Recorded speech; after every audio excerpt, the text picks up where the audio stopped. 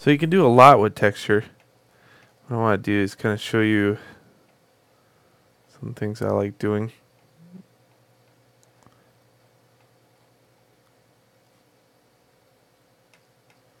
I'm just looking for noise here.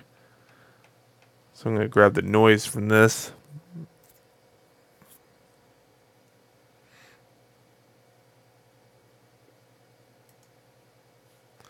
Again, these are really high res, so I'm going to have to save each one. Rock.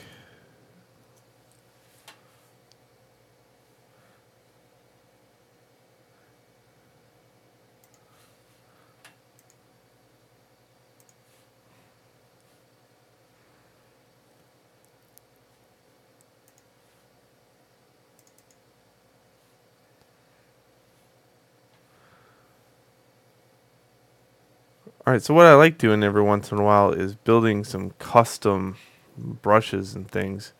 So here, for instance, I'm going to need something a little bit like this.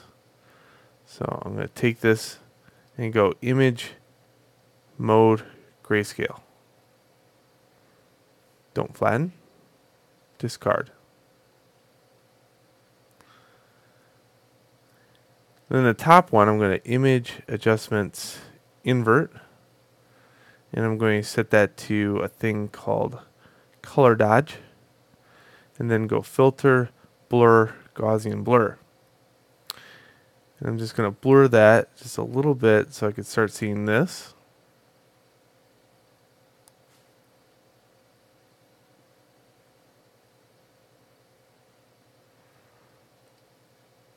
Okay.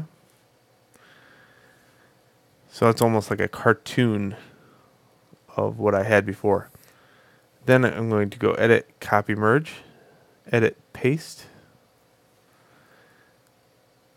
image, adjustments, threshold.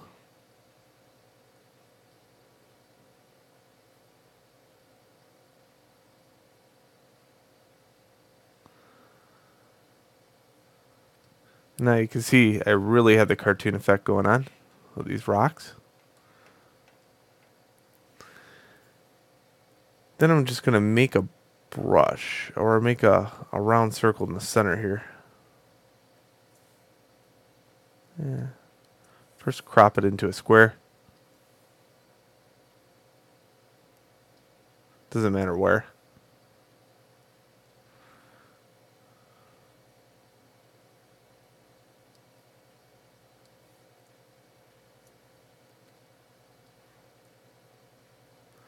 If you hold Alt and Shift at the same time, you can make a circle from the center out.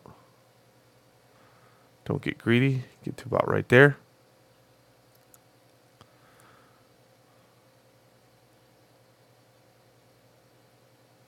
Now I can go select, modify, feather. I can feather my selection like maybe 50 pixels.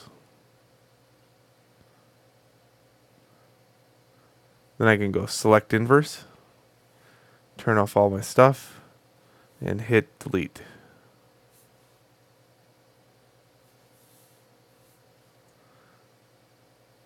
Okay, now I have this nice little patch of weirdness. And I want to just further it out, because right now the edges are just too refined. So I'm going to take the eraser tool and take one of these other erasers, these really grungy things, and I'm just going to kind of touch it up a little bit.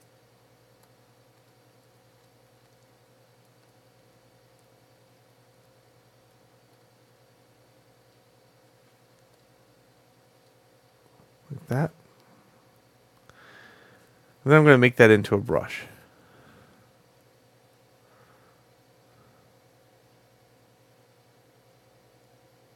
And you notice that it won't let me make it into a brush. Let's go to image size. And it's because, well, I got like so huge a resolution here. It's pathetic. Let's lower that to 72.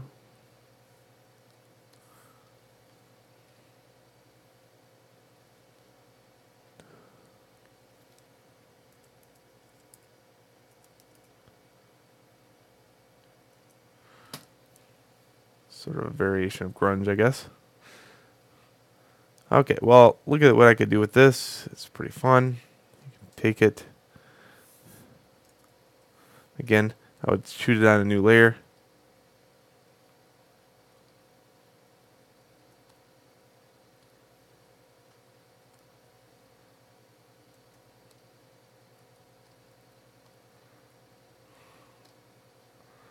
I can change the outlook of the texture altogether. And all of a sudden I have rocks. That there were no rocks before. It was great.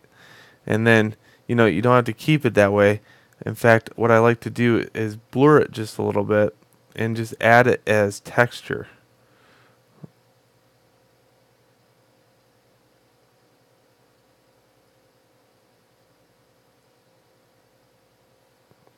And sweep it back. Really light. So now, if you look, that looks nice. It looks really nice. It gave it a variation on the ceiling. It's not noticeable as much. It's just faint. If you add these and maybe lower those down a little bit, and then you get even more variation. Whoops.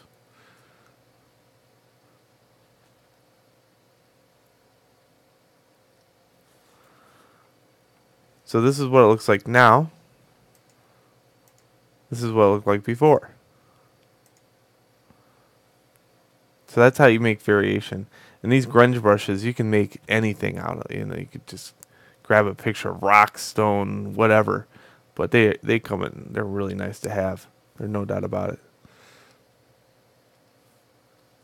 It makes them really cool if up close. You can get it to look like that rather than have these things here.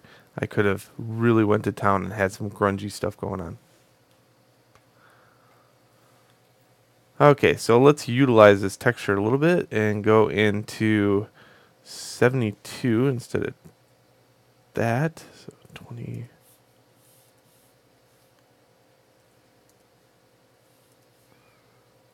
Okay, there we go. Now save as. We're going to save that as ceiling.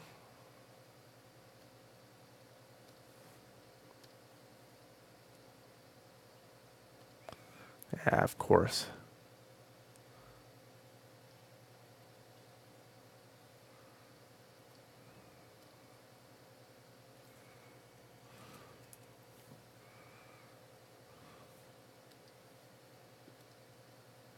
Okay. So hop on over to Maya, and now our ceiling is this ugly boulder thing. And what I'm going to do is replace it with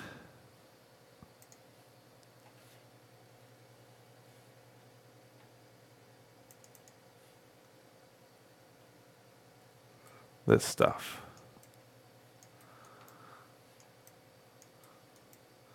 Very nice. So up close it looks like that. Very fine pebbles. Something that's just up there. It's not so noticeable it hurts. And you can see with the lighting, it does look like grunge. And it kind of matches, with the whole feel of it. So that's what's nice about it.